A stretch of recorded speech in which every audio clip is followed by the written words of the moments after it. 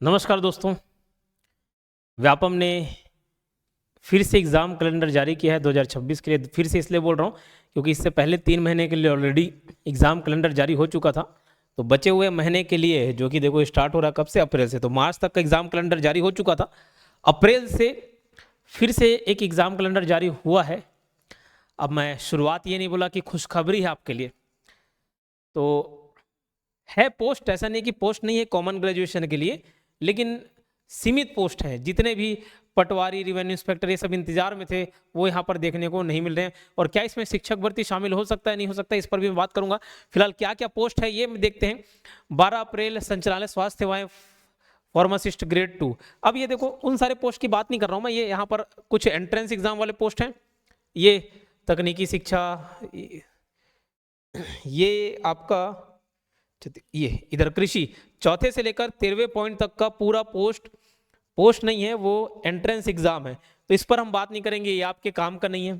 जिनके काम का होगा उनके लिए है, बट हम जो फाइटर्स हैं, कॉम्पिटिटिव एग्जाम्स फाइट करने वाले लोग हैं, उनके लिए क्या काम का है? उप निरीक्षक, पहला पोस्ट उप निरीक्षक। अभी देखो इसको हम उतना बुरा भी नहीं कह सकते, बुरा तो है क्योंकि जो पटवारी का एग्जाम होना चाहिए, रेवेन्यू इंस्पेक्टर का एग्जाम होना चाहिए, अभी दिख नहीं रहा है। जो बड़े पद हैं दिख नहीं रहे, लेकिन पोस्ट की संख्या ज्यादा हो सकती है। कारण ये नीचे बहुत सारे आप सहायक ग्रेड 3 पद देखेंगे, ठीक। तो उप निरीक्षक, परिवहन आरक्षक में, ये अब देखो परिवहन आरक्षक में ना कॉमन सिलेबस रहेगा कि स्पेसिफिक सिलेबस, ये पता नहीं, या मतलब कॉमन ग्रेजुएशन वाले दिला पाएंगे या कॉमन जो क्वालिफिकेशन है वो दिला पाएंगे कि स्पेसिफिक मांगेगा, वो हमको देखना है। बाकी ये उप निरीक्षक आपके लिए एक पद यहाँ पे है। और कौन कौन से पोस्ट है आपके लिए मैं दिखाता हूँ। Data entry operator Chhattisgarh high court के लिए, और यहाँ पर डेटा एंट्री ऑपरेटर में आपकी टाइपिंग स्पीड होनी चाहिए, तो एक डेटा एंट्री ऑपरेटर है। उप अंकेक्षक ये सहकारिता के लिए है, ऑडिटर का पोस्ट है, ठीक, सब ऑडिटर का पोस्ट है। या इसमें हो सकता है कि कॉमर्स वालों को प्राथमिकता दे।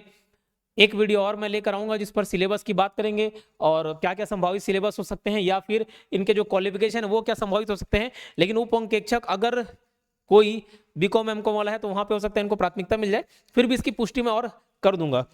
उसके बाद सहायक उप निरीक्षक फायरमैन नगर सेना के अंतर्गत है। प्रयोगशाला परिचारक का पोस्ट है, प्रयोगशाला परिचारक, लेकिन कौन से विभाग में? तो पर्यावरण संरक्षण मंडल के अंतर्गत, पर्यावरण संरक्षण मंडल के अंतर्गत प्रयोगशाला परिचारक है। तो एक ये पोस्ट हो जाएगा आपके लिए, एक ये पोस्ट है। फिर अनुरेखक ये छोड़ दो, मतलब स्पेसिफिक सिलेबस वाले के लिए है, जिनके काम का होगा तो पढ़ ही सकते हो। उसके बाद ये देखो सहायक ग्रेड 3, ये विधि विधायी एवं विधिक सेवा प्राधिकरण सहायक ग्रेड 3, ये एकदम भी छोटा पोस्ट नहीं है। सहायक ग्रेड 3 में ये आपको अभी कैश इन हैंड 30 के मिलेगा। तो किसी भी पद को आप एकदम कमजोर ना समझे कि सर एकदम छोटा पोस्ट नहीं। सहायक ग्रेड 3 1900 ग्रेड पे है, लेकिन 30,000 आपका कैश इन हैंड सैलरी बन जाता है अभी, और पेमेंट हो सकता है आपका इंक्रीज हो जाए। सारे वेतनमान अगर लागू तो अलाउंस वगैरह सब करके 30 के आपका पड़ता है, 30 के आपको कैश मिलता है सहायक ग्रेड 3। और मैं एक चीज बता दूं कि सहायक ग्रेड 3 यानी कि बाबू का पोस्ट होता है, और ये डिपेंड करता है डिपार्टमेंट टू डिपार्टमेंट। हो सकता है किसी डिपार्टमेंट में बहुत ज्यादा काम हो, बहुत ज्यादा तनाव हो, और कई सारे ऐसे डिपार्टमेंट होते हैं जहां एकदम वो आरामदायक पोस्ट होता है बाबू। कई लोग परेशान रहते हैं कितना काम रहता है करके, और कई लोग के लिए उतना ज्यादा हेडेक नहीं रहता। तो सहायक ग्रेड 3 पर्यावरण संरक्षण मंडल एवं नया रायपुर अटल नगर विकास प्राधिकरण, ये सहायक ग्रेड 3 इसके लिए है। सेट की भी परीक्षा होनी है, सेट होना है, राज्य पात्रता परीक्षा उच्च शिक्षा विभाग। और ये सेट अगर कंडक्ट करा रहा है मतलब संभवतः उसके बाद अगले साल किसकी परीक्षा हो सकती है? असिस्टेंट प्रोफेसर की परीक्षा हो सकती है। तो असिस्टेंट प्रोफेसर वाला भी तैयार है और यहाँ पे काफी समय मिल रहा है।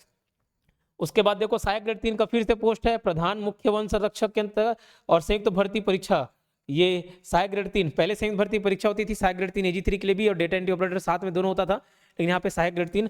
और ज्यादातर सहायक ग्रेड 3 के लिए 12वीं पास रहता है, तो ये बहुत अच्छा अपॉर्चुनिटी है आपके जितने भी 12वीं पास हैं, ठीक है। तो ये पोस्ट है। यहाँ पर कुछ देखेंगे आरक्षित, तो ये हो सकता है शिक्षक भर्ती का पद यहाँ पर हो जाए, लेकिन स्पष्ट अभी तक नहीं बताया गया है। लेकिन मैं ये सोचता हूँ शिक्षक भर्ती को लेकर सरकार ही श्योर नहीं है। 57,000 की भर्ती को लेकर सीधा कितने में आ गई? 5,000 में, लेकिन वो 5,000 पोस्ट निकालने की भी मंशा है नहीं है, कुछ समझ नहीं आ रहा है। 5,000 पोस्ट है, यहाँ पे आरक्षित ही क्यों रखना? आरक्षित हो सकता है उसमें डाल दे, रिजर्व में रखे हुए हैं, हो सकता है ये भर लें, लेकिन अभी भी श्योर नहीं है करना है नहीं करना है। तो मुझे लगता है कि एक प्रकार से अभ्यर्थियों के लिए धोखा ही है, क्योंकि अगर उसका जिक्र ही नहीं होता चुनावी वादे में जिक्र नहीं होता, कभी किसी से वादा करते ही नहीं, और नहीं लाते तो चलता, स्टूडेंट उसको सह भी लेता, लेकिन वादा करने के बाद, और वो भी बहुत बड़ी संख्या में वादा करने के बाद 57,000 सॉरी धीरे धीरे धीरे धीरे कम होते होते 5,000 में आके अटक गया है, और वो भी श्योर नहीं है कब होना है। ठीक, कई लोग अंतिम पड़ाव पे हैं उम्र के, वो भी इस रेस से बाहर होने लगे हैं, तो उन लोगों के लिए भी चिंता का विषय रहता है। तो इस एग्जाम कैलेंडर के बारे में आप क्या सोचते हैं? मैं ये कहूंगा कि एकदम अच्छा नहीं है, बहुत ज़्यादा अच्छा नहीं है। इसमें शिक्षक भर्ती स्पष्ट रूप से नहीं दिखा है, पटवारी नहीं है, अमीन पटवारी बोलता हूँ, राजस्व निरीक्षक नहीं है, रेवेन्यू इंस्पेक्टर का कहीं ना कहीं ये हो सकता था, वो भी नहीं है। लेकिन फिर भी कितने पोस्ट आपके लिए है? कॉमन सिलेबस वाला सहायक ग्रेड 3 एक, ये दूसरा, उसके बाद ये तीसरा, उसके बाद आपका सहायक ग्रेड 3 ये चौथा, 4 तो सहायक ग्रेड 3 वाली पोस्ट है। उसके बाद आपको प्रयोगशाला परीक्षक 5, उप अंकेक्षक 6, डेटा एंट्री ऑपरेटर 7, लेकिन इसमें आपको टाइपिंग वगैरह लगेगा ना, 5,000 की डिप्रेशन मांगता है, 7 हो गया। उसके बाद ये उप निरीक्षक मंडी बोर्ड के अंतर्गत, ठीक है। तो 8 से 9 पोस्ट आपके लिए हैं, फिलहाल आप उस पर मेहनत कर सकते हैं। अगर 8-9 पोस्ट अगर हम मंथ वाइज बांटे तो हर 1.5-2 महीने में ये आ सकता है। मैं फिर से बोलूँगा, उतना अच्छा भी नहीं है लेकिन एकदम बुरा भी नहीं है कि आप मतलब सिर्फ अपना समय इस बात पे लगाएं कि अरे यार और अच्छा हो सकता था। अब हमारे पास जितना है उतने में ही हमको मेहनत करना होगा।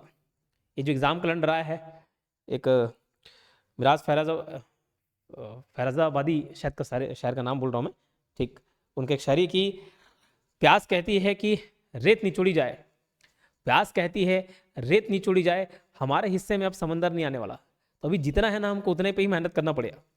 ठीक, सहायक ग्रेड 3 के लगभग 4 से 5 पोस्ट है, डेटा एंट्री ऑपरेटर का है, उप निरीक्षक का है, मंडी बोर्ड वाला, और उप अंकेक्षक है, इन्हीं सब प्रयोगशाला परिचारक है।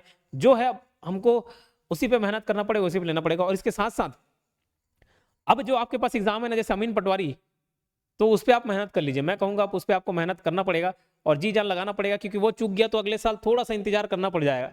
ये अप्रैल में है, 3-4 महीने बाद। उसके बाद इधर में आप जब सहायक ग्रेड 3 तरफ जाएंगे तो काफ़ी समय है, तो फिर लंबा इंतजार हो जाएगा। इसलिए आप अमीन पटवारी पे जितना है हो सके मेहनत करें। अभी देखो अमीन पटवारी का आपका कोर्स भी लॉन्च है, अभी दिवाली का समय चल रहा है, तो बहुत ही अच्छा ऑफर है। 7,999 रुपीज़ में आपको अमीन पटवारी का कोर्स मिल जाएगा। बाजू में सारा चीज़ डिस्क्रिप्शन में दिख रहा है, 8770123687। अगर कोर्स परचेज ना करना है, कुछ दिक्कत हो, उसके रिगार्डिंग कोई डाउट हो, तो आप इस नंबर पर, हेल्पलाइन नंबर पर कांटेक्ट करके भी पूछ सकते हैं, और या तो ऐप से डायरेक्ट परचेज कर सकते हैं। ठीक, इसके अलावा मैं कहूँगा कि टेस्ट सीरीज दिलाते चलना ये मस्ट है, टेस्ट सीरीज दिलाते चलना है, ये मस्ट है। 349 रुपीज़ का टेस्ट सीरीज है, और इसका वीडियो एक्सप्लेनेशन भी मनीष सर के द्वारा दिया गया है, तो वो भी एकदम बेस्ट होगा कि क्वेश्चन के पीछे आपको एक्सप्लेनेशन भी मिलेगा, वीडियो एक्सप्लेनेशन मिलेगा। तो टेस्ट तो आप दिलाएंगे, लेकिन उसके पीछे वीडियो एक्सप्लेनेशन भी आपको मिलते जाएगा। इसके अलावा आप अपनी राय जरूर व्यक्त करें कि किस टाइप का ये एग्जाम कैलेंडर है, अच्छा लग रहा है, बुरा लग रहा है, कि आपके क्या एक्सपेक्टेशन थे, ये मुझे जरूर बताएं।